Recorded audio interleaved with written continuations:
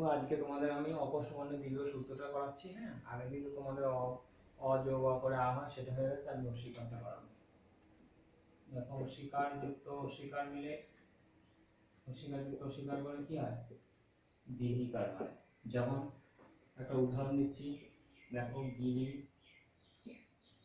গিরি যোগ ইন্দ্র।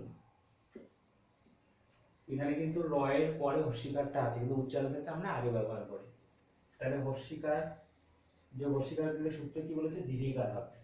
তাহলে কি হবে? এটা গিরিন্দ্র, গয়হর্ষি রয় দীর্ঘি হবে। বুঝতে পেরেছো প্রত্যেকে? তাহলে কি হচ্ছে? অস্বীকার যুক্ত অস্বীকার করে দীর্ঘিকার হলো। তারপর দেখো অস্বীকার যোগ দীর্ঘিকার করে কি হয়? দীর্ঘিকার। দেখো প্রথম অস্বীকার হবে, তারপর দীর্ঘিকার হবে। যেমন এখানে গিরি গিরি যোগ ঈশ্বর লিখলাম, এখানে বিসর্গ থাকার জন্য। তাহলে কি আছে? গিরিতে হর্ষি, তার সূত্র বলেছে হর্ষি যোগ দীর্ঘি করে দীর্ঘিকার হয়।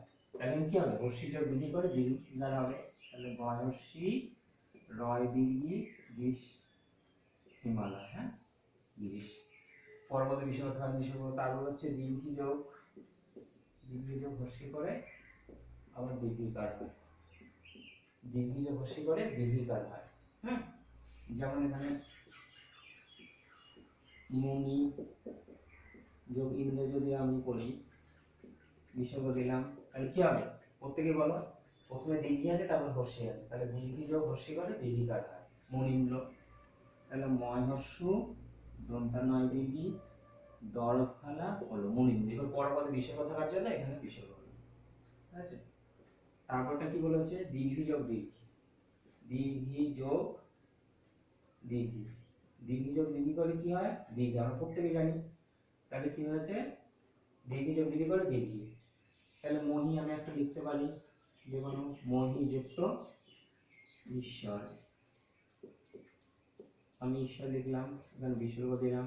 তাহলে হচ্ছে সূত্র দেখো দীর্ঘি যোগ দীর্ঘি, তাহলে এখানে দীর্ঘি আবার এখানে দীর্ঘি, তাহলে দীর্ঘি যোগ দীর্ঘি মিলে এই দুটো মিলে কি হয়? দীর্ঘি হয়। তাহলে কি হচ্ছে? মহি যোগ ঈশ্বর করে মহিশ্বর। ম হয় দীর্ঘি, তালিবাশয় বয়, র বিসর্গ মহেশ্বর। তাহলে প্রত্যেকে বুঝতে পারছে অস্বীকার অস্বীকার দীর্ঘ হয়। আজ এই পর্যন্ত। ঠিক আছে? ওকে।